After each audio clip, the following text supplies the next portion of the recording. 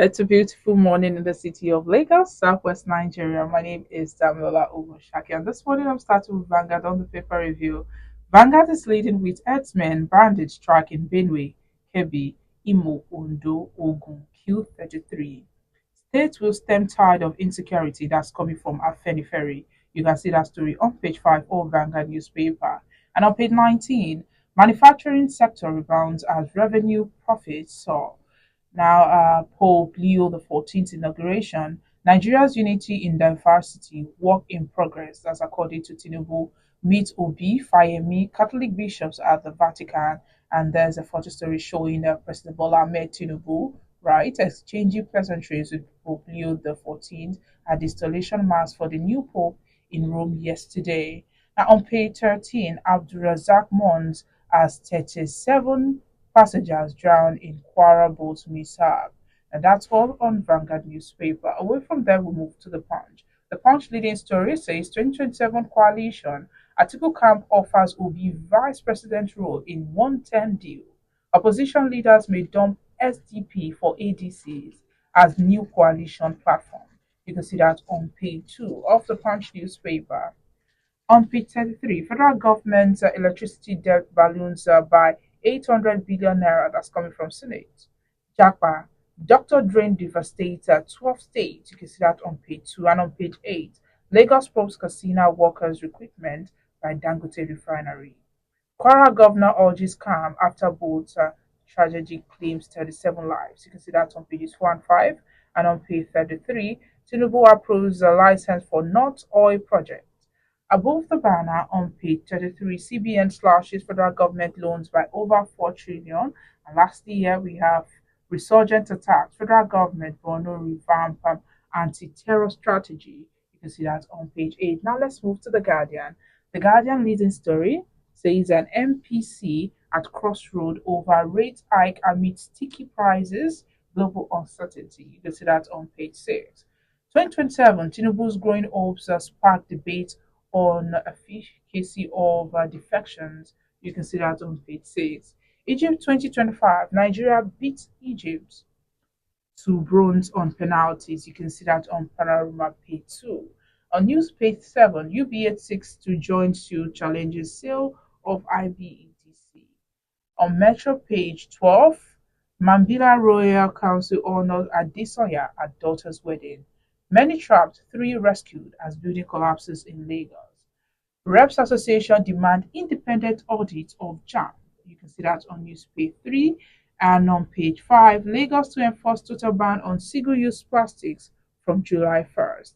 Directly below the banner, 50 billion naira to varsity staff. Students on urge as NASU, SANO reject sharing formula. You can see that on news page 3. Tinubu Obi Fayemi meet at Pope Leo's inauguration. You can see that on page 3 of the Guardian newspaper. And lastly, let's take a look at the Nation. Nation leading story says, let's convert our diversity to prosperity, says Tinubu. President at Pope's inauguration mass. Leo the 14th pledges peace in the world. You can see that on the front page, and it continues on page 9 of the Nation newspaper. 37 die in Cora boat accident. You can see that on page 8. And above the banner, can Nigeria first policy fire up sluggish manufacturing sector? That can be seen on pages 2, 3, and 6.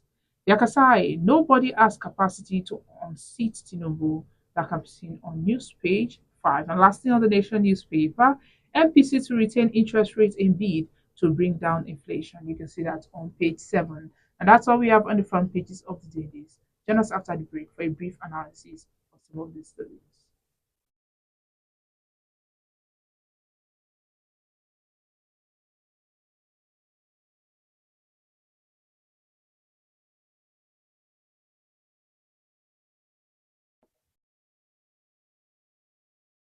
Welcome back. If you're just joining me, this is today the news of Vagad Life. My name is Damlola Obushaki. Joining me to analyze some of the stories on the front pages this morning is Mr. Ali Mohammed. He's the CEO of Bandits Communications, former editor of Daily Times and Concord newspaper. Good morning, Mr. Good morning, Damola. How are you? I'm very fine, thank you. And Herdsmen, bandits, and kidnappers, they were on rampage in different parts of the country weekend, killing no fewer than 33 persons in Benue, Imo, Kebbi, Ondo, and Kogi states. And several other persons were also injured in attacks which have further worsened the insecurity in the country. What do you think about this? I feel very sad when I read about that this morning. Number of people that was killed or that were killed in various parts of the country. One thing that came to my mind when I read that story is the fact that we have Nigerian army, we have police, we have SSS. In this country. What are they doing? What are these security agents doing in a country where we are not subjected to the whims and caprices of other nations, where we should determine our own security? We have this large number of killings almost every week. It is disturbing. We have to sit down and look at our security architecture. Because as a third world country that is a leader in Africa, it is embarrassing to read about the massive killings going on in this country with impunity.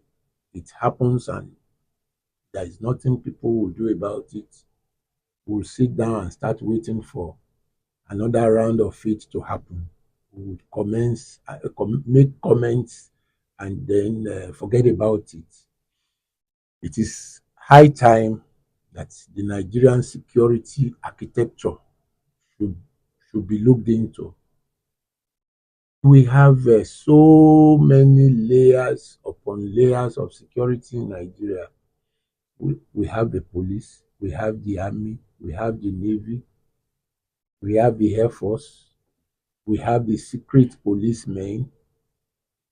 And so, what are they all doing that we are losing so many precious lives in Nigeria and nothing is happening? I even heard, I don't know how far this is true, that some village heads deliberately collect money from these attackers and they allow their citizens to be attacked without any resistance. If this is true, then I think government must do something about this because it is becoming obvious the rate at which people are being killed now that we have insiders involved with these gory incidents. Hmm. What do you think is the primary motivation behind this attack? Is it economic gain, religion, this or ethnic tension? What do you think it is? It is more of a religious crisis because if you sit down and look at those involved in these massive and senseless killings, they claim to be Boko Haram. They claim to be members of different religious sects. Nigeria is a secular nation. Everybody is free to practice their religion. Muslims are free to practice what they believe in. Christians are free to practice what they believe in. Pagans are free to practice what they believe in. So we shouldn't have any crisis about religion as a nation. To me, some people somewhere are using religion to want to destabilize this nation. But forget about Boko Haram, whoever they are, whatever it is they believe in, they can practice their beliefs without killing people. Christians can practice whatever they believe in without killing anybody, without taking a life. Killing does not make you the best believer of a religion. No. Killing is demonic, it is satanic as far as I am concerned. Religion doesn't mean that you must take a human life for you to be seen as being religious. As far as I am concerned, any act of killing should be condemned in the name of religion. It should be condemned outrightly.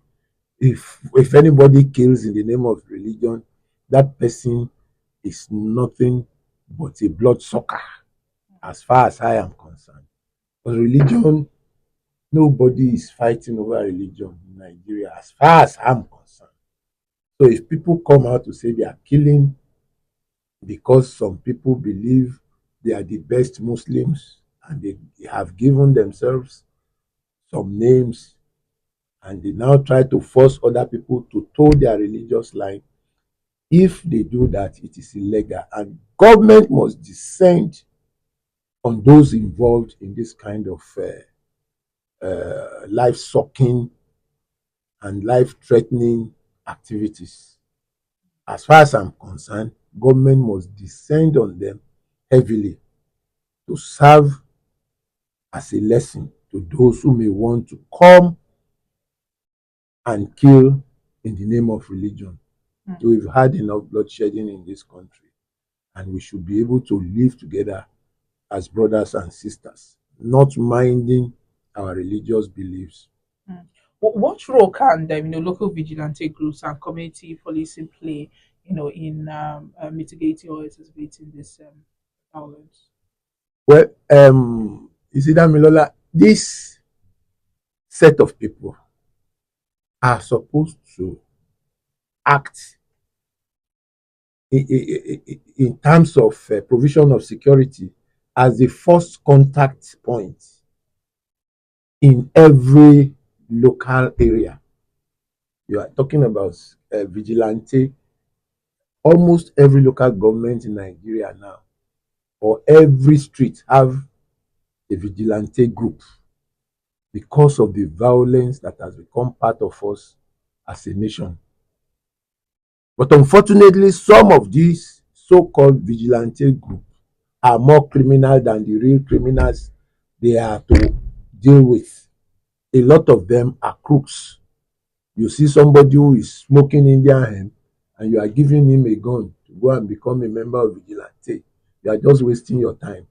That person is going to suck more blood than the people that you are asking to go and fight. So we must sit down and give thorough planning to whatever security engagement we want to establish in every part of this country. You don't see somebody whose eyes are red and you know that he's high on Indian head and say he's the head of a security an area security organization. You are wasting your time. You are not securing anything. You have handed that area over to criminals instead of ensuring the safety of lives and property, which is your primary aim of having security or vigilante groups. That is what I have seen in most areas. I personally showed interest in the security architecture in my area. And when we came in, we came in with fresh innovations. I'm a member of the security committee, and we came in with fresh innovations that enabled the area to be secured as at today. I won't give you the details, but it involved policemen, proactive interaction with policemen who gave us some leeway into into some areas of security architecture in this state. I won't give you the details. But then, what I am emphasizing is that if you want to have vigilante groups in our areas, you must select people who will be honest in their service to ensure that the area is secured, not people who will take advantage of the arms and ammunition that have been acquired by the landlords in that area to kill more people in these places. That is the situation we have more in many areas in Nigeria today. You just buy arms and ammunition, give to thugs, and the same thugs will not rob in your area. They will go out. So maybe if the thugs are in here in what's the name of this area now? They are in this area. They will now go and recruit people from Bagada to come and operate here while they go to Bagada to operate. So you must know all these possibilities in crime fighting and in crime prevention. It is not about just having vigilante groups. You must sit down and be a good manager of that group. You yourself, you must be somebody that have enough knowledge about crime and criminal activities. That's the only way we can ensure a safe and effective vigilante group in our area. Not that you don't see somebody and you feel that this person is always high on drugs and you're now making chairman of vigilante. You are not doing anything for that area, but exposing the area to a greater danger. Because you must look at whoever you are going to appoint as the head of that vigilante group. Very, very important. All right, let's move away from that. Now, there are indications that former Vice President Atiku Abubakar may have offered the 2023 Labour Party presidential candidate Peter Obi a vice presidential role in a joint single ticket. What do you think about this? Damilola, you said it may have. Has it been confirmed? I have read something like that too. Has it been confirmed? No. But you see, if we truly have that kind of situation, it should be the beginning of political realignment. Mm. A situation where candidates will sit down and do a personal assessment of their competence to win in any election. And once you discover that as a candidate, I don't want to deceive myself, I am not likely to emerge the president of Nigeria. You must have a plan for realignment with the party that is likely to win. And this is what we are having as at today in this country.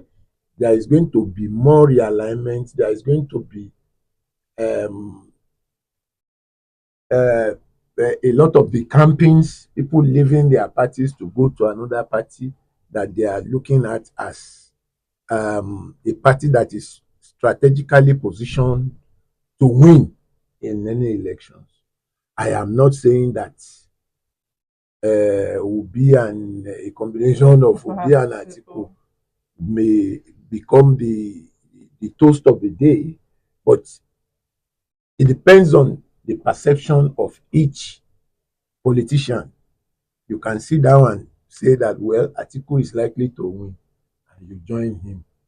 It's at your discretion.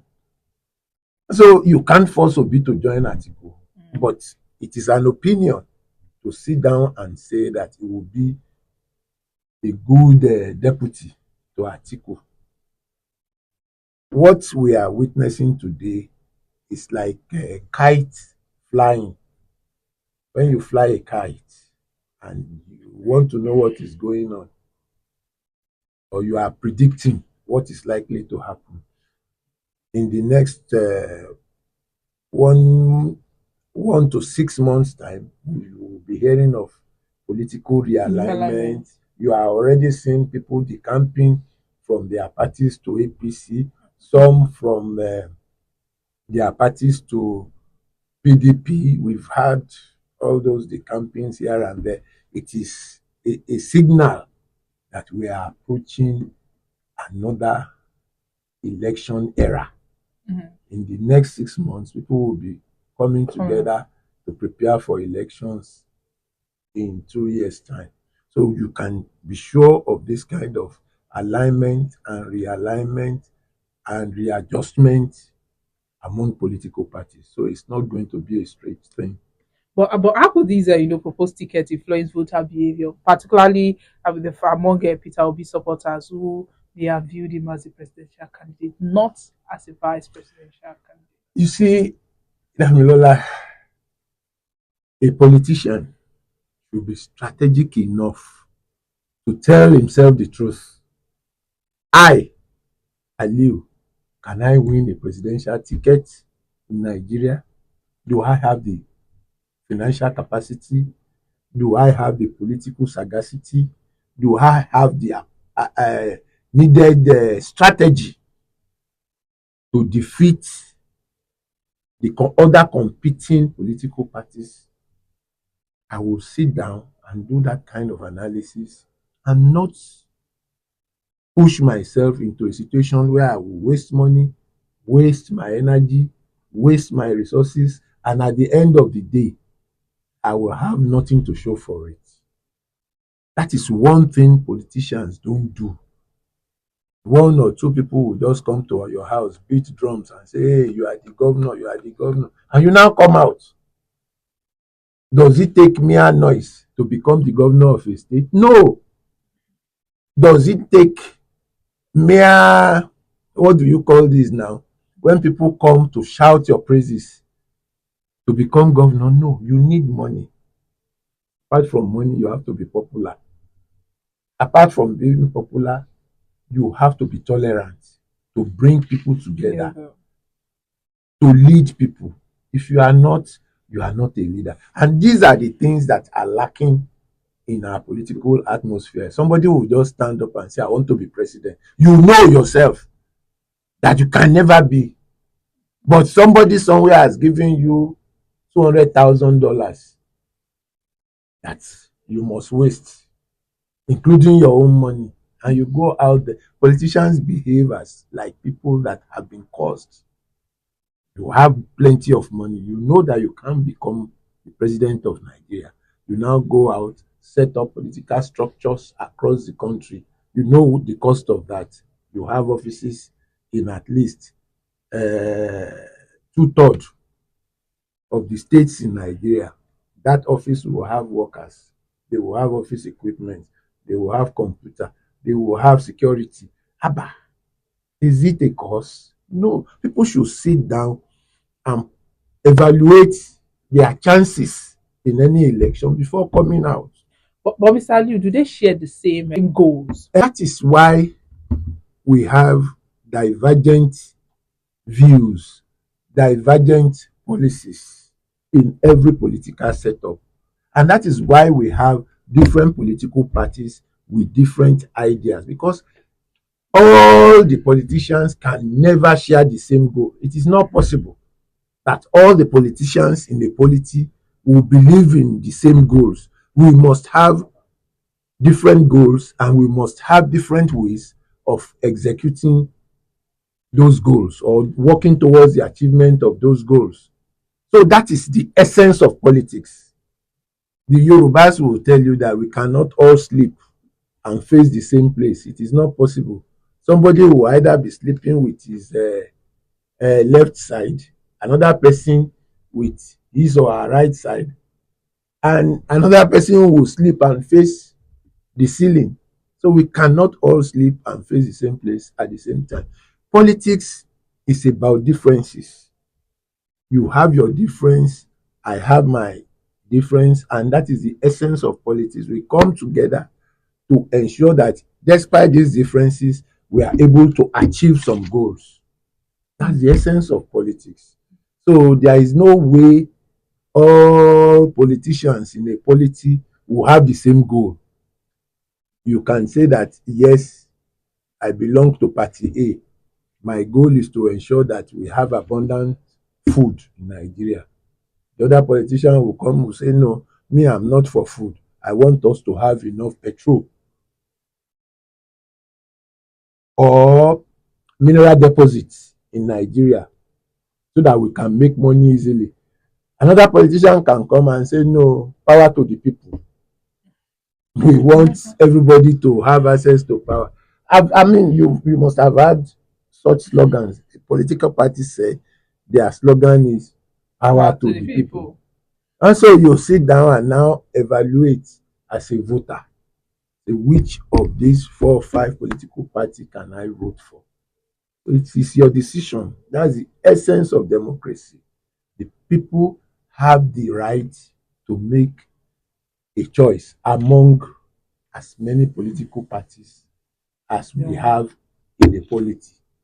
All right, let's quickly take a look at this one before we go. At 23.7%, the headline inflation is to its lowest since June 2023, and still the Monetary Policy Committee (MPC), the burdened with a significant external pressure that will cut its resolution at the end of its crucial meeting tomorrow. And if the MPC signals a rate cut, Nigeria could see a significant capital flight, leading to another major pressure on the currency market. So it is another interest rate hike the optimal tool for curbing Nigeria's persistent inflation. I don't believe so. Interest rates is not serving any good purpose for the economy and for the people. The problem we have here in this country is that people have become over dependent on foreign currencies. Even our political gladiators don't believe in naira. I am telling you, go and check it out. You see politicians going about with dollars and you want your currency to be strong. It cannot be. We must first of all, as citizens of Nigeria, believe in our currency. I saw somebody, a politician, he came to see me and he was going. You know what he was distributing to people that knew him and ran into him there? Dollars, $100. And you want to run the government either in the local government or in the state, and you don't believe in the currency of your country, that's a big disservice to the economy of this country. And that is a problem with most of our politicians because they believe that the dollar is handy. $100 can give you 150,000 naira. So you just have $100 on your hand. And when you see people that you feel you want to impress, you start giving them dollars. You are not encouraging the currency of your country. Yes, you may have situations where you have to spend dollar, maybe when you are traveling abroad, not when you are in your country. You must encourage the currency of your country at all times. Most of our big boys prefer to spend dollars because they believe that the dollar is handy. Mm. If you have 1,000 naira, you have a lot of naira with it. So they want to have $100 in their pockets, 1,000 naira, and it gives you a lot of naira. But they find difficult to spend the dollar, to give the dollar easily to people. So people who don't know will think that this big boy is stingy. But the problem is the fear of giving you the dollar, the much precious dollar in his pocket. So we have to do, I don't know whether there is any legal action that can be taken against people spending dollars, but then who are those spending dollars? It is the big boys in government. They are the ones spending dollars. There is a minister in Nigeria. It has been said several times that he doesn't spend naira. He spends dollar and he's still in government. What has happened to him? Nothing. That means the government is not even bothered whether you are spending naira or you are spending dollar, but you can't do that in other countries. You go to the US and you now come in with big naira, you won't leave the airport. They will arrest you and keep you there with your currency. You won't leave. You can't try that. Other people will come, I ask you and keep you there with your currency. You won't leave. You can't try that. Other people will come. I read a story of somebody who came in with I think $400,000. What are you doing with that much? If you have $100,000, so now calculate it in naira. That is almost 2-3 billion. Why do you need that much money to come to Nigeria? So the government got the person arrested and he's still being probed. But here, people will come in, people will come in to anywhere with dollars and will do everything that you want to do there, and nothing will happen. So we have to be careful with this dollarized economy. Our economy cannot survive on dollar. The exchange, the means of exchange in Nigeria is naira, not dollar. So that's why we find ourselves in a situation where you have to pay more for simple goods that you should pay less for. We must control our economy. We must ensure that our economy is stable and is for simple goods that you should pay less for. We must control our economy. We must ensure that our economy is. All right, Sally, let's send this on the light handle to Mr. Miss. Mrs. says, I don't like your present status. That's why I use the phrase wake up and smell the coffee. It simply means to realize the truth about your situation. And Mr. replied, coffee is not strong enough. Let me wake up and smell pepper soup. Fish pepper soup. Of course, coffee is foreign. Let's go the local way. Yes, you want to give your husband a treat, wake him up with fish a pepper spicy fish pepper soup. Mr. And that man will never fight with you. They're making me hungry for fish pepper soup right now.